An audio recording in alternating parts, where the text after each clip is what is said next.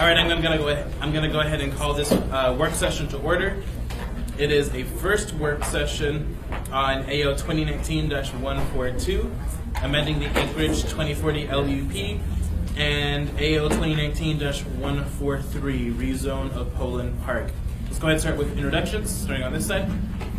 John Weddleton. Pete Peterson. Thanks, Alto. Austin Clinton. Forrest Dunbar. Christopher Constant. Suzanne France. Felix Rivera.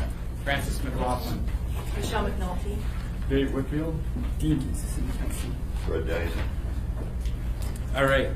I will go ahead and turn it over to Mr. McLaughlin. Thanks very much, Mr. Chair. So first of all, I brought two handouts, and so consider picking up this colored one and this page right out of our zoning code. Francis. They're all over there. I'll pass them on. Okay, thanks. I got a copy for you.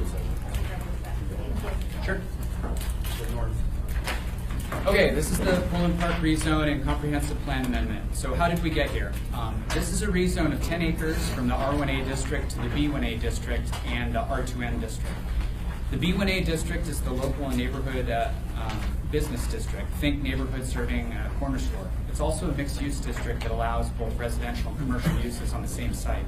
It's proposed to be 2 acres, which is the size of Track 3 at the corner of Diamond Boulevard and Sand Lake Road. This can never be expanded because the B1A district is required. B1A district requirement is that it cannot exceed 2 acres. The remaining 8 acres of this site, which is the size of Track 2, is proposed to be the R2M district. It's the mixed-use district. I'm sorry, mixed residential districts, what I meant to say. The R2M district is intended to be located in established neighborhoods to create transition between single-family, two-family, and mixed-use areas. So you can see page 1 of the handout here. This is a page out of the West Anchorage District Plan, the land use plan map from that plan.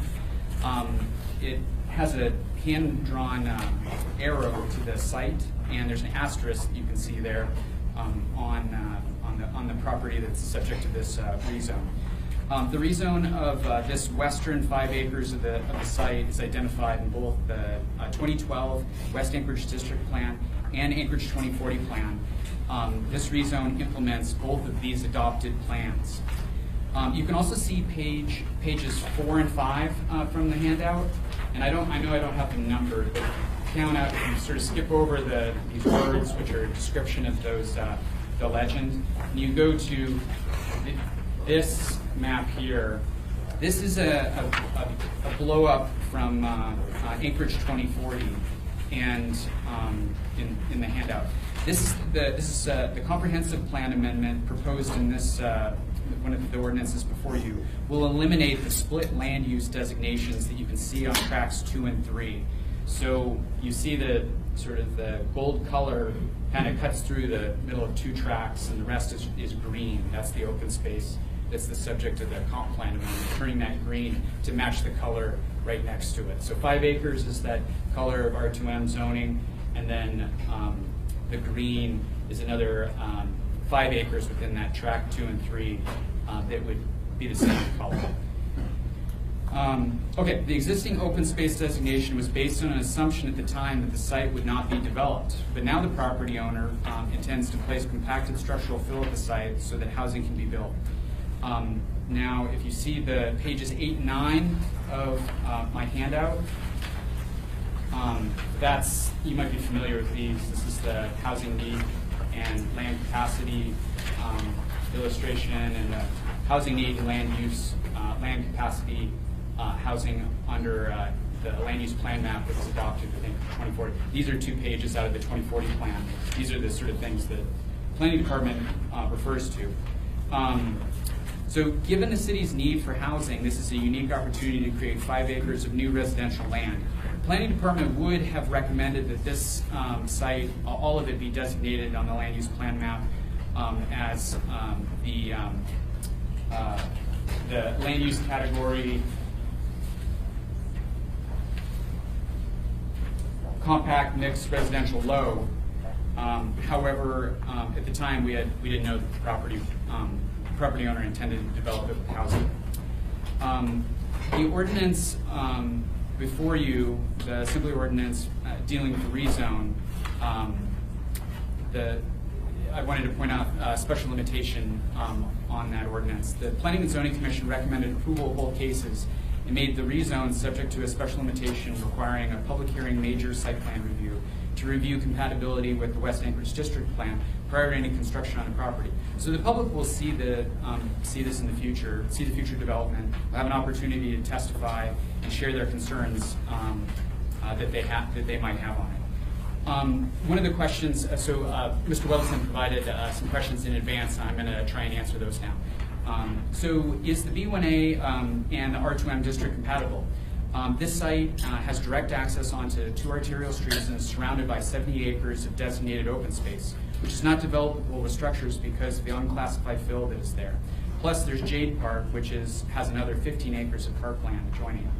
The Seacliff condos across the street from this site is another R2M style development. Anchorage 2040 land use plan estimates that Anchorage will have a shortage of approximately 7,900 dwelling units over the next 20 years, and over 1,000 short of the housing type of R2M style housing units. If this rezone is not adopted, then it will put more pressure on other areas of town to accept that new housing, and the distribution of housing density across the bowl is already not equitable. The neighborhood is getting a pretty good deal out of this. If all 80 acres of this site were developed under the current R1A zoning, then that would produce 480 homes. The 8 acres proposed for R2M with this rezone would only produce a maximum of 120 homes, which is 4 times fewer than under the existing zoning. This area already enjoys plenty of dedicated parkland. They have Jewel Lake Park, Campbell Creek Estuary, the Coastal Wildlife Refuge, Sand Lake Park, Kincaid Park, Campbell Creek Park, Fisk Park, High Tide Park, and too many other parks to name here. So one of the questions that was raised is, are the schools full? No. The Anchorage School District CIP forecasts school needs going out 6 years, and it shows that the schools will not be at capacity. The new elementary and middle school site that's located across Sand Lake Road is meant for the student population growth in this area of town. The school district and ICER were core reviewing agencies for Anchorage 2040 land use plan map. They use the land use plan map to forecast student population capacity going out 20 years. Let's see. So what is the role of the Assembly with the comprehensive plan amendment and with the rezone? So that is this other page. Sure, Ms. Quinn. So you were saying in the next 20 years, we don't expect the capacity, the school capacity, to go over what is existing? Or, you know what I'm trying to say? Yeah, so what I know about the schools is that if you look at the CIP plan, it goes out 6 years, and you go to 6 years out, it was 2025, I think, it showed that the nearest schools, the schools closest to this site, were under capacity. One of the schools was over 100 students under, another one I think was 50. One of them was like a student or 2 over capacity. But you mentioned something about 20 years. Oh yeah, so the Anchorage 2040 plan goes out 20 years, right? Not just 6 years as the school district does. So it was important that the school district school district and ICER to work with the planning department in its projections of the land use designation shown in the 2040 plan. So that is to say, if all of the zoning and all of the land in Anchorage were to be developed under the Anchorage 2040's land use plan map, which is our hope, right? Well, the school district uses that to forecast out the housing stock multipliers to gauge how many students they'll have in different areas. I think it's also worth noting here. To create a CIP? No, it's a different document. So 2040 plan, the school district is using this. That's what I'm working from. Separately, just because, I mean, how are the schools today? You can go and look at the CIP plan, and it shows, at least in the next 6 years, that they're not over capacity. Yeah, and can I just say that also, I mean, the school district uses relocatables for temporary needs, and also the schools just beyond the nearest schools. I looked at the middle schools and the elementary schools that are in the area, and those are definitely under capacity. And there hasn't been a redistricting for the school district in this area in a long time. So, Thank you, Mr. Constant. Thank you. I would add, if you look on the map previous to the one we were just looking at, with that little red spot on the corner of the grid there, that is actually a reserve for a school, actually a middle school and an elementary school. It's a massive piece of land that I think last year we subdivided a portion off because the determination was made that we don't have the need in that area for increase. So we didn't get rid of enough so you couldn't have an elementary school, but we just took a small part because the recognition in our land use at this time is that the school need isn't there. But there is like, I think it's like 45 acres or something. It's a really huge piece of land that's dedicated for a school right now. I'm aware. Are you telling me? I'm aware. It's everybody. Yeah, okay. So for the school question, there's capacity and then excess capacity. Thank you. Ms. Zolotow. Yeah, I have a couple of questions. One is around the B1A zoning. How is this not a spot zone? It feels very spot zone to me. Suddenly we have a B1A popping up where there's nothing else. Yeah, that's a good question. Thank you. When you look at our adopted plans, that rezone is called for in both the West Anchorage District Plan and Anchorage 2040. So that is to say, if we look at the first page of this, that asterisk, which is the asterisk in the legend here, it says small scale commercial. So the implementing zoning district for that designation is the B1A. So it's saying B1A shall be, a corner store shall be here. And the B1A district is specifically tailored that it cannot exceed 2 acres. So it's meant to be, it can't be expanded. It's not going to become, new strip commercial. It's not going to be a major commercial. So it's our zoning district for spot zoning. I mean, that's what it sounds like. It No, sounds it's our like zoning they district stand too. alone. They stand individually. It's supposed to be the neighborhood serving corner store. I'm sort of That actually uncomfortable. loads up my second question. Again, actually, before you do that, could you define spot zoning and talk about why we do or don't do it? Yeah, I mean, so the zoning regulations don't allow one to even make application for a rezone if it's less than 1.75 acres. And yeah. Unless it's adjacent to the acreage that makes that. So the idea is you don't want to have kind of speculative zoning, so it has to make sense in the context. So there's a minimum acreage. It can either be made up of the property that's being rezoned or a combination of that is what is adjacent. We don't do that because it usually doesn't make for compatible land uses if you have spot zoning. But as for instance just mentioned with the B1A, that is specific to neighborhood commercial, so it's not meant for spot zoning, but it's meant to recognize that communities need little neighborhood stores to support residential uses. And so this allows us to bring in small-scale commercial residential that won't morph into something larger because they are limited to this very small acreage. So it's more of a protection for the neighborhoods, but also allow them to have the kind of small-scale commercial that most communities want to find. Can you tell me what's allowed under B1? Because I have this, but I don't have, can a gas station be there? Gas station is allowed as a conditional use permit. So there's a public hearing held with the Planning and Zoning Commission, and it's reviewed against the approval criteria for a conditional use. Another question that came up was, is marijuana allowed? And marijuana, all types of marijuana businesses are prohibited in the B1A district. Yeah, and I can find the chart, but my primary goal was gas station, but I'll look up the chart too for B1A. It's a zoning district specifically tailored to be compatible with residential nearby. Sure, but there's still a number of uses that, because we've been told over and over about rezone is we don't know what the use may ultimately be. Once it is zoned, so it has to then fall in the use table, either as a use by right or conditional use or something else. I would say. I can just add, so Francis mentioned that there's the special limitation on this rezone that requires any use to have a major site plan review. That means any use that would otherwise be permitted. So unless it requires a CEP, anything that goes forward will have to go through a major site plan review process, which means there will be a public community council required, as well as a public hearing in front of the Planning and Zoning Commission.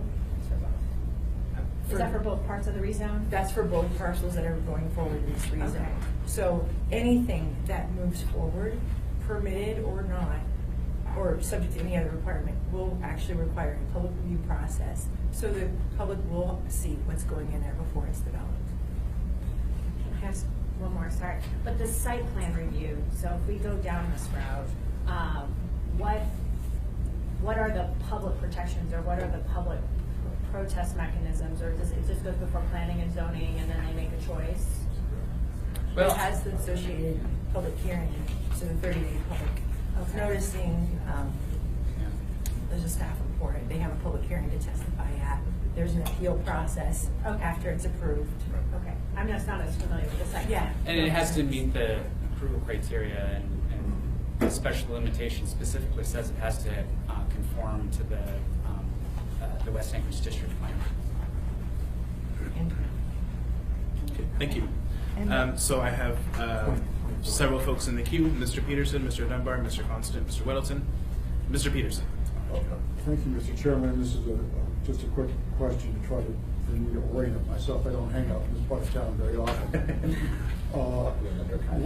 Where exactly are the Diamond West Little League fields? Are they here? Are they here? Are they there? Do you know? Which Little League fields? Diamond West? I believe that's Jay Park. Jay Park, yeah. Oh, Just to the east. Yeah, that area right next to it. Okay, thanks. 14, 15 acres of parkland. Yep. Thank you. Mr. Dunbar. Thank you, Mr. Chair. So, like my colleague from East Anchorage, I apologize for asking some pretty basic questions here, because this is relatively new to us, right? Well, first of all, I want to say, like, on the spot zoning thing, I've always been a little bit less concerned about it. I understand it's officially prohibited, but there are large swaths of East Anchorage with none of these little stores that you talk about, and so it's very hard for some of my residents to go shopping, or go to a coffee shop. And there's huge residential areas with nothing but lots and lots of multifamily housing, which is good, but also can be tough. And so I wish we could drop little stores into some of my well, no, I mean, because there are relatively few unoccupied, acreage is rather large. In East Anchorage, there would be hundreds of people, maybe thousands of people living on this kind of acreage. My question is, a couple questions. So first, are you, just to underline for me, are you saying that this is already in the West Anchorage plan? That we are Since 2012. To the 2012 West Anchorage plan. Okay, Yeah. that's a huge point for me. Second, if a gas station is what the neighbors are so concerned about, could we impose a special limitation that says you cannot do a gas station here? Yes. Okay. It would be a special limitation prohibiting a refueling station. Okay. And then I hope everybody in the neighborhood switches to electric vehicles, because there are plenty of gas stations in my part of town. A fueling station would actually cover an electric charging station. Oh, So. well, we changed that. That's a smart comment. It's true. They can have home Public plugging. transportation. Yeah, there you go. I'm Can sorry. I just comment on that only because to reflect, I think, some of the discussions we've had at community council, the community is worried about gas stations. They're also worried about dense housing. Well, This is the type of housing. Dense housing. Oh, So R2M style housing is, it allows a variety of different housing types. So it could be a single family home, it could be a duplex, it could be a triplex, it could be townhouses. That's what we're talking about here. And that's, what I said earlier, there's a significant gap in that type of housing. Okay, I'm not trying to argue a position. I just- And it's small scale, multifamily residential, so the maximum is an 8-plex, correct? so it can't be the massive apartment buildings we have in my part of town. You cannot do that here, even with this reason. That might even be the R3, yeah, we'll have to check. Okay. Thank you. All right, good to know. Mr. Constant. Yeah, thank you. One question for the petitioner. Is your intent to put a gas station there? Would there be any objection to that limitation? Okay, easy. Then to the argument about, dropping little stores into neighborhoods. In my neighborhood, South Addition, the bakery there, it was fought, and now it's a national treasure. If you try to shut it down, they would murder you. And if you're a real estate developer, you can't go there because they think you're evil. But that's another story. I think that the density of housing issue is very interesting. I think that if we did put a stop to a gas station, that's good because there's a whole bunch of people in that area that still live on wells. And I think that there are strong concerns about protecting their water rights, ability to have water. And so that to me is a really simple offering that we can make to the folks who live there, that we are interested in protecting their basic quality of life. Thank you. Mr. Weddles. I guess continuing on that theme a little bit, because the gas station is a big deal, not just because of the fuel and water, but there seems to be a best practices that it has to be absolutely brilliant lit, right? And the lights are probably. So we can restrict certain uses, but we can also set some design criteria, because I think every neighborhood wants a Far Island bakery, but not everyone wants your typical looking strip mall. So are there kind of design criteria? I mean, we have some of ones like height, but there's also, I don't know if we have in our code, but there's certain examples where we have the colors and so on, the exterior and fencing and so on. If it can, because it's subject to a major site plan review, that automatically makes it subject to having to meet the standards of the adopted plans, and West Anchorage District Plan actually has design criteria in it. So by virtue of that, it will actually be subject to those neighborhood design criteria that it proposes. So. Drive-throughs are not allowed in the B1A district. Outdoor storage is also prohibited. They limit the amount of square footage of commercial space. There's a bunch of requirements built into this district. How about lighting, though? Is there a restriction on lighting? No. Thank you. Ms. LaFrance, I'll put you. Thank you, Mr. Chair. Actually, the previous questions have helped to orient me, and what I had wanted to know was what were the community's objections, which Ms. Quinn Davidson mentioned. It sounds like gas station, but also housing density. And I guess my other question to that would be, are you and Mr. Perez-Verdia working on amendments to this, or as far as design criteria, or what have you heard specifically from the community, or is it still very contentious? It's very contentious, I think.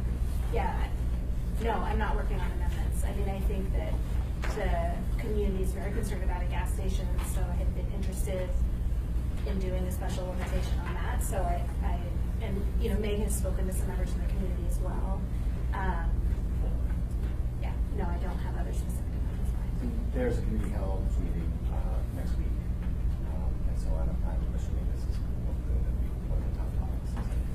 They did submit an appeal to ZEBA, which was denied. I don't know if Clarification, it wasn't denied. It was ineligible. It was ineligible. Did they state in that appeal the reasons for? The first one was that the planning staff report didn't take into account the planning department's recommendation didn't take into account the resolution of opposition or concern adopted by the Sand Lake Community Council. And the simple answer for that is that our report was published 2 weeks before the meeting, and the Community Council resolution was sent to the planning department, I think 6 days before the hearing. So it was because our report came out before it. But it became part of the addendum. It became part of the public hearing package. Yeah. Oh, yeah. And was a part of. It's in the record. Yeah. I held it up over my head and pointed it out to all the members of the commission to see it, and it was provided to them in advance. Thank you. Mr. Peters. Thank you, Mr. Chairman. And something Mr. Constant said created a question for me. So is there city sewer and water in this area already? Yeah. All public utilities are available to the site. Okay. All right, thank you. But a lot of folks are on public or on private wells. Yeah. But they've been there for a while? Yeah. Yeah, okay. Thank you. Mr. Constant. Thanks again. So if you go back to the map with the red on the corner, and you look at all the little curvy neighborhood there, and all the housing in that orange block next to it, my first community council experience was in about the year 2002 at the Sand Lake Community Council, before any of that was built. And I witnessed what I can only express as the scariest, most awful community council experience I've ever been to, where people were literally almost assaulting the folks from DEC who were coming in to testify about the water process. And it was a really solid education. To this day, I've never seen a process that was more fraught with inappropriateness. And I'm not suggesting it is that way now, but this is in some ways a continuation of a very long conversation about the folks who are there wanting to protect what they have from anyone else having access to that asset. And you know, I saw a great chart this week. In fact, I saved it on my phone. It was a Venn diagram of what you can have in the public process, and it was basically you can have low density and high taxes, or what was it? Cut services. Or cut services. You can have high density, high taxes, great services, and in some ways this neighborhood wants everything all at once, and I just don't see how we can achieve that. Anyhow, so. Thank you. Mr. Weddleton. Chris, isn't that normal? Yeah, it is. That's right. No, yeah, I learned a lot from this community. I learned a lot from this community. Just offhand, I think as I mentioned at the community council meeting at some point, because this is also a quasi-judicial thing. So, since it's in front of us, if you have a community council meeting, can they go and listen? Or what, I guess maybe Dean can review for it. I want Mr. Gates to weigh in. I'm Stefan. Rezoning is on quasi-judicial. Oh, that's right. Yeah, So rezonings are. this is a legislative decision. That's why I asked it. You can go. So you still have that Open Meetings Act limitations about more than 4 reviews, but you can talk to applicants and the public about this as much as you like. Thank you. Did you have anything else, Mr. Gates? Yes, I have a question. So I think a little over a year ago, we passed some on-site wastewater regulations. And if I recall, they had some separation distance for new construction, separation distance requirements for existing wells. But I don't know if you can speak to that. Do you remember what those requirements are? If there was new construction on this site, the separation from existing wells in the area? No, I can't speak to the separation distances, but this is well beyond that. No, this housing would be using public water and sewer, and would not affect anyone's well or septic system, half mile north of here. Do you know how closest private well, on-site well? There are small lots with well and septic, and they're slowly. it was extending public water and sewer to those properties through the neighborhood just north of the property. We heard about that on Tuesday, the assessment, was that? Yeah. But it's not nothing related to contaminated wells. It would be affected in any way by this rezoning. Thank you. Thank you. Ms. Allentown. Yes, on the AO 2019-143, section 4, it says 10-day ordinance becomes effective 10 days with written consent of at least 51% of the owners of the property. I think someone tell me a little bit about that. That's news to me. Oh, this is just standard boilerplate language on a rezone. This section, I believe, says that after the assembly takes action, if they adopt the resolution, then before the planning department can effectuate the rezone, that is to change the actual official zoning map, the property owner has to provide a written letter to the planning department accepting the special limitations. Otherwise, we wouldn't change the map. And in some cases, there are multiple property owners, and so at least 51% of the property owners in the rezoning have to be supportive of the rezoning. Of the special limitations attached Yeah. to the stuff? Yeah. Okay, Yeah. Great. Thank you. Thank you. Mr. General. If we impose a special limitation, we have to follow this? Is that what No, you're saying? this would be on every rezone case that you see.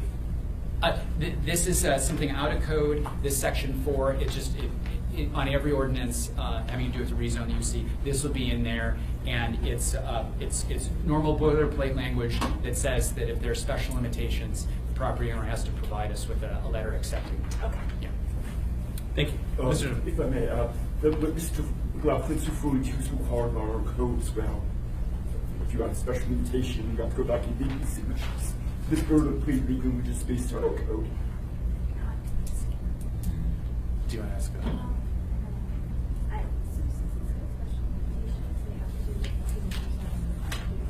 But Francis just said we don't have to do that. The property owner. The property The owner. property, yeah. Property owner. So I think, to be clear, to answer to your question, if the assembly places a special limitation, and if 51% don't approve it, then it doesn't go on there, right? So the rezone doesn't become effectuated. There it is. So if you impose special limitations, the property owner has to accept those special limitations and provide that acceptance to the planning department in writing. Okay, got it, thank you. Thank you. But if they would decide not to accept those, they Then could be the zoning stays as it is. The zoning stays as it is, okay. Yeah, that makes sense, thank you. Thank you. Mr. Dunbar. Thank you, Mr. Rivera. So, going off of that, so Mr. Wellington has pointed out in the past that a rezone is just a rezone. You can't really hold property owners to what they do with it after we rezone it. But in work sessions, we're allowed to gather data and information, and I think that that could drive the kind of special limitations we place on it, so that after if we rezone, they can't just go build anything. So with that in mind, because I believe they are here, can we ask the applicant what they intend to build there?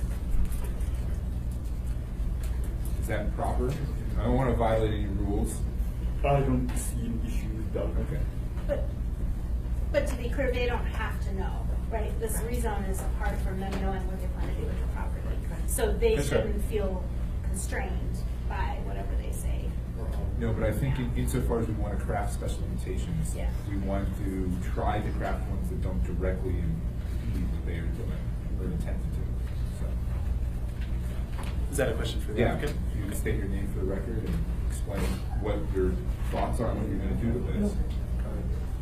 My name's in somewhat ASNG. Hopefully this one isn't as contentious as our but we've talked to a number of different companies there, and really I'm glad to hear like Fire Island, coffee shops, neighborhood restaurants, rustic goods. We reach out to a lot of community members too, and that's really kind of what we see in that area, something that fits that community.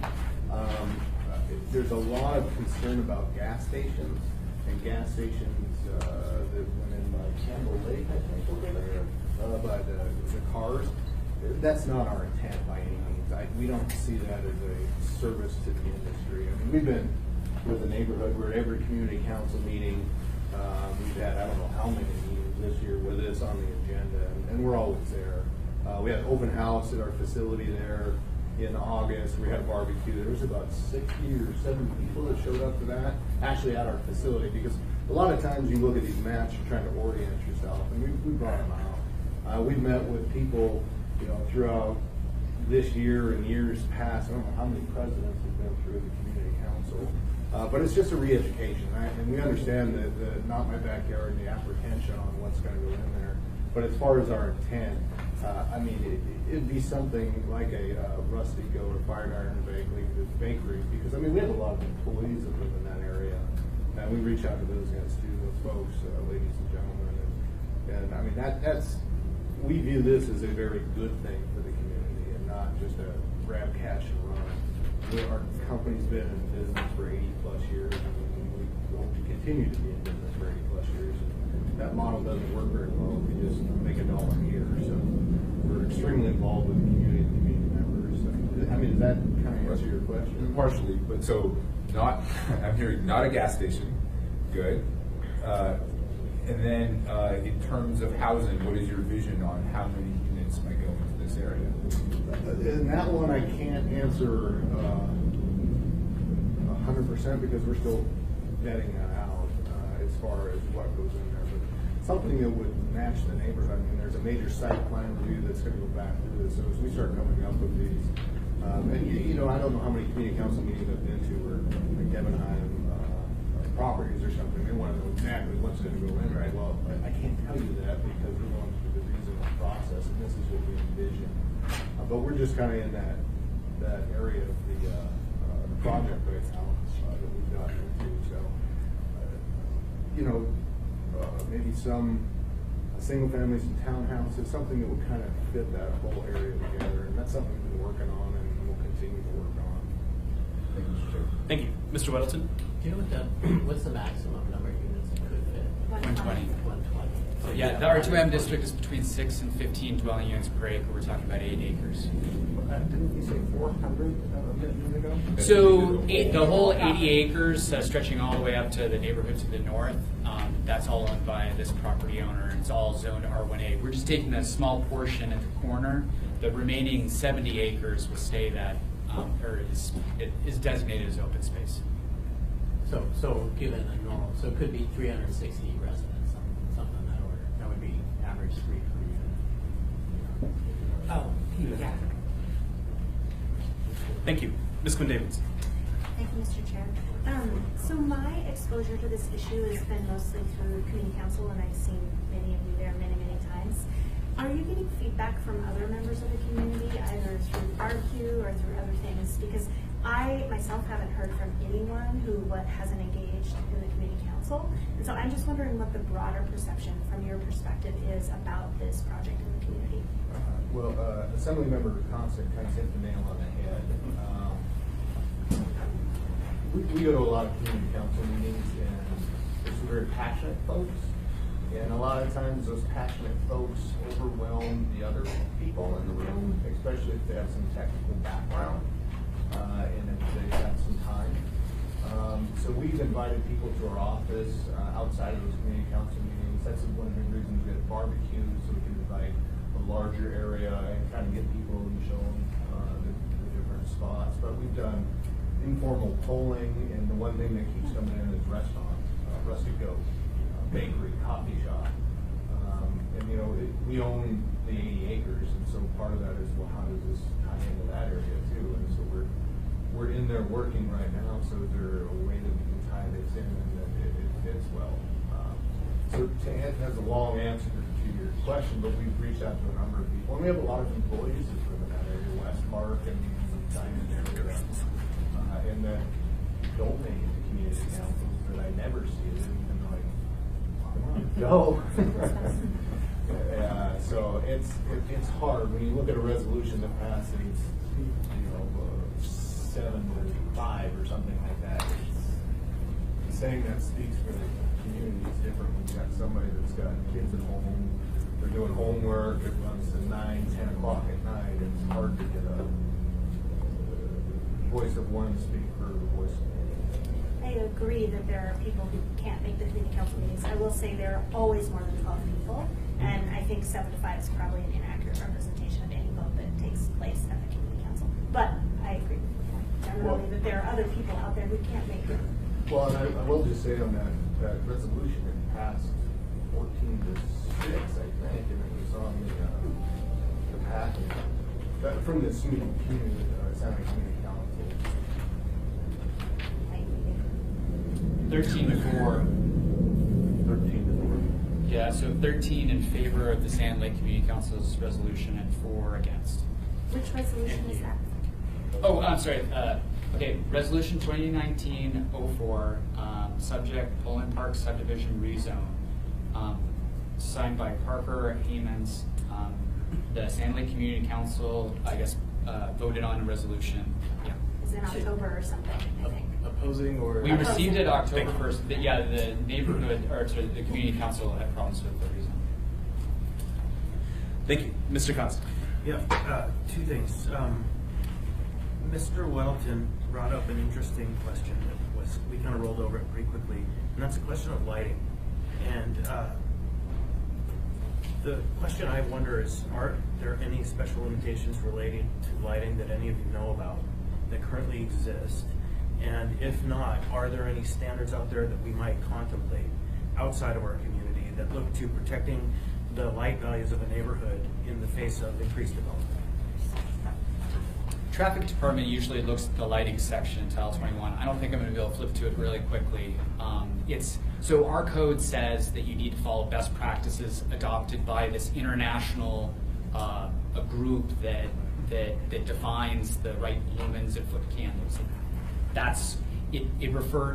Instead of having a section that specifies what lighting shall be there, it says that you're supposed to follow the best practices from this international group, and that the traffic department typically reviews that. So maybe this is a separate topic, and the department or Chris, the traffic folks, I'm not sure who, could start looking at light pollution and alternative strategies to managing light pollution in the face of traffic.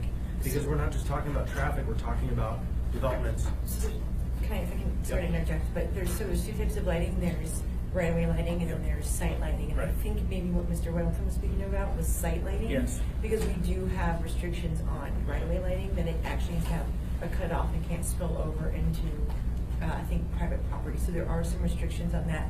But I think you're specifically referring to site lighting, and we handle that through the best practices to that. And I think Randy reviews to ensure that it's got full cutoffs, so there's no uplighting. The bug rating meets the best practices. It's certainly an area, maybe in the committee we can start a review of the lighting that we have and the standards so that we can start to better understand. Because I think it's a reasonable conversation to have where people who have traditionally lived in an area where you can see the northern lights might have some reasonable expectation that if you squint well enough you can still see the northern lights. The second question, speaking of Mr. Debenham, that raises the question that I have. He has spoken before us a number of times how we're choosing other projects to help them be successful. Is this a kind of a project that we would look at to support with some kind of alternative means to see it be successful? Are you no? Tax abatements or other streamlined permitting. So that would be part of the rezone process. No, I know. I'm just asking in a general sense. Clearly, it wouldn't be part of this ordinance. We want as many housing units as we can get at this site because of the projected deficit. But it's however the property is developed, there's no special public funding subsidy attached to it. There's no project, right? We're just talking about the zoning. Right. This is about the merits of the zoning. Future development of the property under that zoning designation. That's a future discussion. Thank you, Mr. Perez-Verdilla.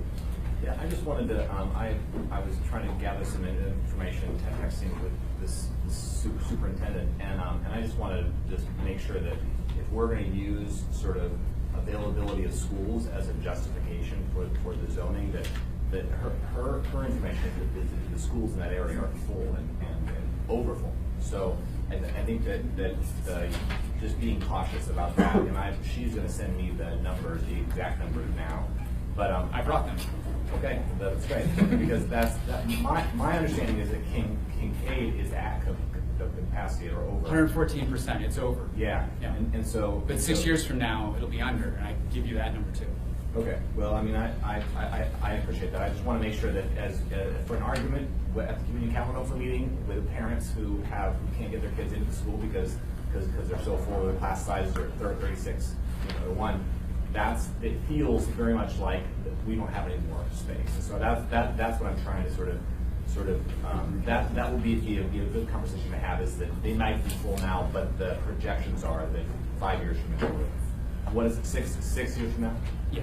And so in this type of housing, just another thing to consider is that not all housing has the same kind of kid generation. Sure. So single family housing tends to have, maybe there's a different word I can choose, but there is a certain size family and kind of kids that we kind of count for a single family, and that number gets less as you kind of go to higher density housing. And I think for the type of housing in the R2M, it's like 0.1 or 0.1 per unit. So I think at full build out, we're talking about kind of like 10 kids if you did it. So just want to clarify that it's not like a 1-for-1 or 2 for every unit. You can expect 2 kids. So. Well, that's been the conversations that I've had have been about gas stations. They've been about traffic, but they've also been about schools. So there is a sense that neighborhood has drastically changed over the last decade, and that the schools are all at capacity.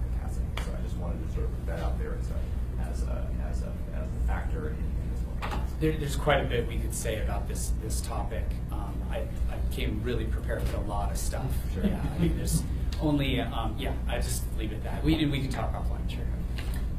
Mr. Gates, did you want to add on this point? Yes, I just wanted to mention, hearing some of the concerns that some members have expressed, and concerns about the future project and how this is developed, I wanted to mention that right now the policy determinations as to what goes on the site in the parameters of the zoning limitations and this is where you have the opportunity for special limitations, as you mentioned. But when you have site plan or you have a replat and all that, the procedures for those don't go through the assembly, they go through some of the Title 21 boards, and then maybe the Board of Adjustment, which and then to the Superior Court. So it's sort of important now that if you want to limit the density or the types of uses and so forth, that you do that by special limitation. I wrote a memo about that and the types of special limitations you could add. But just hearing from what you said that you would want to do that before passing this ordinance for the rezone. Thank you. You won't have the opportunity when the development is planned. Thank you. Ms. Quinn Davidson. Thank you, Mr. Chair. Francis, if you send any follow-up, and maybe just keep me in the loop Sure. as well. And then I just wanted you guys to explain the process for traffic evaluation, and like what you think about that and when that's done. Yeah, so the traffic in Title 21, the zoning code, the traffic engineer can invoke a traffic impact analysis with any development. And that's typically when it comes, is when they come in with the building permit, and this is what we're gonna, build, this is the number of units, this is the accesses, who owns the facility, the street. In this case, there's 2 arterial streets that are meant to handle a large number of traffic car trips. And this site has great access to both streets. So the plat limits it to 1 driveway for both tracks to each street. So there'll only be 2 driveways located on this entire site. And traffic impact analysis is likely going to be required because it's required if a new use generates, I think it's 10% more traffic or 100 trips per peak hour. And considering there's nothing developed at the site, anything is going to meet that threshold. So a traffic impact analysis will be required at the time that they move the development project through. Thank you. Thank you. Mr. Dunbar. Thank you. Mr. Constant. Who should I work with on the gas station special limitation? You can work with me. This is my case. All right, so will you help me draft it? Yeah, for sure. Well, I mean, I'm sorry. Usually it's drafted by the Assembly's council, but We can help. we can. Mr. McLaughlin. I'll do it. And I think that Cameron and I would like they're interested in. All right. Okay, so if it's okay with you, I will write something and send it to 4 bodies, right? The 3 of you and the Assembly Council. Yeah. Okay. Thank you. I shouldn't speak for Cameron. but No, I so would like to, and it sounds like there's going to be a meeting, obviously, next week, and it's going to come up again. So that may be one of the questions that we can ask at that meeting, if they come back in terms of special limitations. Through the chair, if I may, that was the purpose in scheduling a second meeting, is we anticipated that there might be proposed amendments. So to the degree that you can think through them and either work with council or staff to prep them, we like that to really be sort of the focus of the next meeting, is working through your new ideas. Thank you. If I might, Mr. just let's keep the gas station and anything else separated, because I don't know that I would support any of the rest of them, but I for sure will support that one. So just 2 different vehicles.